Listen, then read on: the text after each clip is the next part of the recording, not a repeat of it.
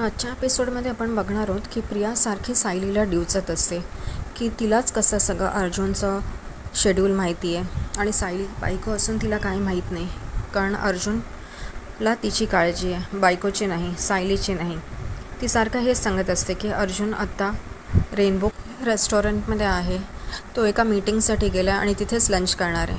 पण सायली ते ऐकत नाही. सायली म्हणते नाही, मला त्यांनी सांगितलं नाही आहे, म्हणून ती ते डब्बा घेऊन ऑफिसमध्ये जात असते. तेव्हा प्रिया सायलीला म्हणते, चल मी पण येते तुझ्याबरोबर, बघूया कोण बरोबर आहे. म्हणून ते ऑफिसमध्ये पोचतात तर तिकडे अर्जुन नसतो.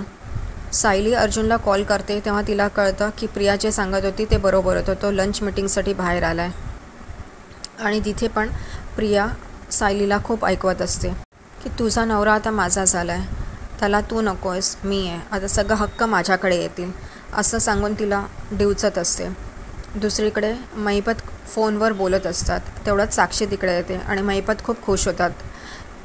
साक्षी विचारते काय झालं, तेव्हा महिपत सांगतो की आपल्याला त्या आश्रमाच्या जागेवर काम सुरू करता येईल, तो स्टे हटला आहे.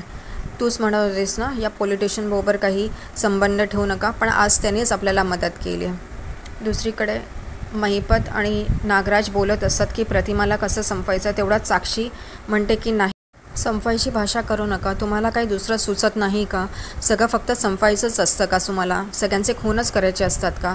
तेवढ्यात नागराज तिला म्हणतो, बरं मग असा काही पर्याय आहे का तुझ्याकडे की तिला न संपवता आपण काही करू शकतो, की मी जेलमध्ये जाणार नाही. नागराज म्हणतो, मी आणि प्रिया पण जर का प्रतिमाने तोंड उघडलं तर जेलमध्ये जाऊ. तेव्हा महिपत साक्षीला विचारतात, सांग आता कोणता पर्याय आहे. तर तिच्याकडे काहीच पर्याय नसतो, ती गप्प असते. त्यामुळे ते म्हणतात आता हा एकच मार्ग आहे की प्रतिमाचा खून करणं. तेव्हा नागराज म्हणतो, प्रिया आपल्याला कळवणार आहे की प्रतिमा एकटी कधी असेल आणि आपला माणूस तिकडे कसा जाऊ शकतो, त्याची वाट क्लिअर असेल तेव्हा प्रिया आपल्याला सांगेल, तेव्हा आपण हे काम करू शकतो. इथे पूर्णा आजी आणि कल्पना बोलत असतात. कल्पना पूर्णा आजींना सांगते की जे रक्षाबंधनाचं गिफ्ट आहे जे ह्यांनी दिलं आहे प्रतिमाला, ते प्रतिमाला मिळालं. तेव्हा पूर्णा आजी खूप खुश होतात आणि म्हणतात, कसं तुला कसं कळलं, प्रतिमाने सांगितलं. तेव्हा कल्पना म्हणते, नाही प्रतिमाने नाही, सायलीने सांगितलं. जेव्हा ती तिच्या खोलीत गेली होती तेव्हा प्रतिमाने ती फ्रेम कोलाज एका भिंतीला टेकवून ठेवली होती. तेव्हा ते दोघीजणी खूप खुश होतात. इकडे प्रिया सायलीला डिवचत असते सारखी आणि सायली गप्प असते. प्रिया मुद्दामूनच अर्जुनला खोटा कॉल करते आणि म्हणते, डार्लिंग तू कुठे आहेस, असं सगळे चाहळे करत असते आणि सायली तिथे ऐकते. सायली आपल्या कामाला निघून जाते. परत बघते तेव्हा प्रिया सोफ्यावर अगदी गाणं गुणगुणत बसलेली असते.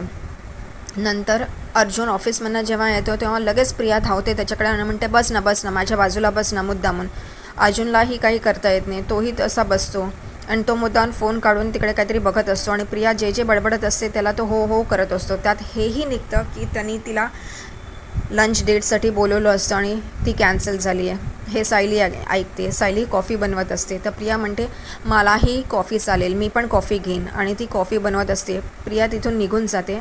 सायली खूप चिडलेली असते. अर्जुनला ते कळतं. अर्जुनला कळत नाही ती का चिडली आहे. तर सायली आपल्या रूममध्ये तिथून निघून जाते. अर्जुन पण तिच्या पाठीपाठी रूममध्ये जातो आणि विचारतो, काय झाले, तुम्ही का चिडला तेवढे. तेव्हा सायली त्याला म्हणते, तुम्ही कुठे जाता, काय जाता हे मला माहीत नाही, पण प्रियाला माहिती आहे.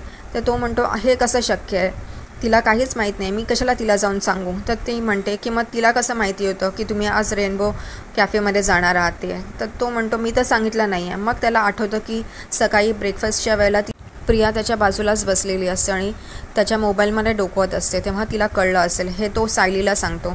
सायली तरी अर्जुनकडे संशयाने बघत असतो. तर तो म्हणतो, शपथ खरंच मी खरं बोलतो आहे. तर ती म्हणते, ठीक आहे, यापुढे आता ही डायरी घ्या आणि ह्याच्यात सगळं तुमचं दिनचर्या लिहून ठेवा. तर तो म्हणतो, दिनचर्या काय ते. तर ती म्हणते, तुमचं शेड्यूल हे ह्याच्यात लिहून ठेवा म्हणजे मला सगळं कळेल. आणि इथेच हा एपिसोड संपतो.